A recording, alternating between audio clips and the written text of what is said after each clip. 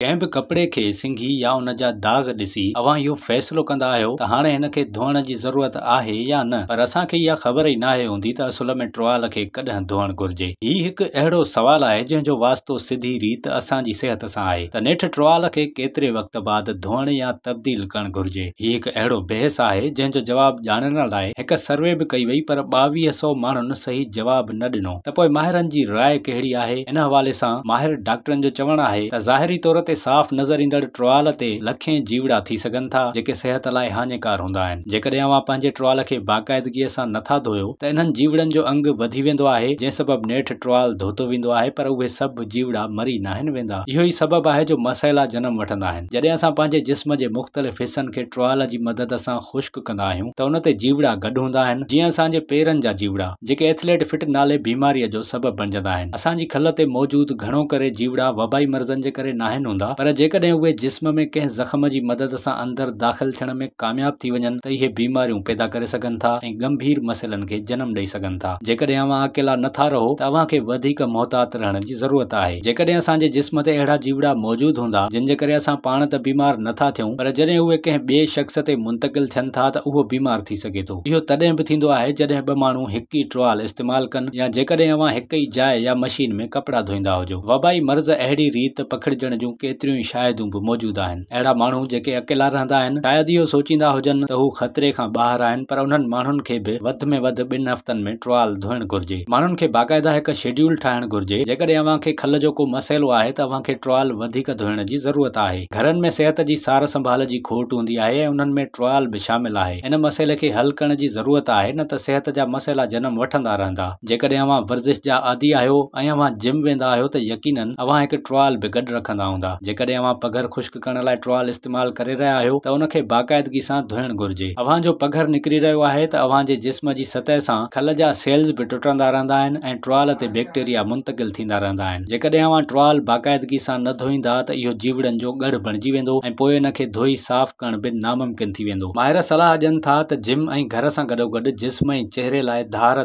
Towel रखणु घुर्जे। यादि रखो त जेकॾहिं अव्हां जिस्म ते टुवाल इस्तेमालु करे रहिया आहियो ऐं उते उस नाहे पहुची रही त अहिड़ियूं बैक्टीरिया मौजूदु हूंदियूं जेके बाथरूम सां सलाहियल हूंदियूं आहिनि। अव्हां जे जिस्म ते अहिड़ा जरासीम मौजूदु आहिनि जिन खे अव्हां पंहिंजे चहिरे जे वेझो कॾहिं न ॾिसणु चाहींदा। वॉशिंग मशीन इस्तेमालु करण लाइ माहौलियाती ऐं मालियाती मसइला पंहिंजी जाइ ते, पर माहिरनि जी तजवीज़ आहे त कपिड़नि खे बाक़ाइदगीअ सां घटि गर्मी पद ते धोइणु बहितर आहे।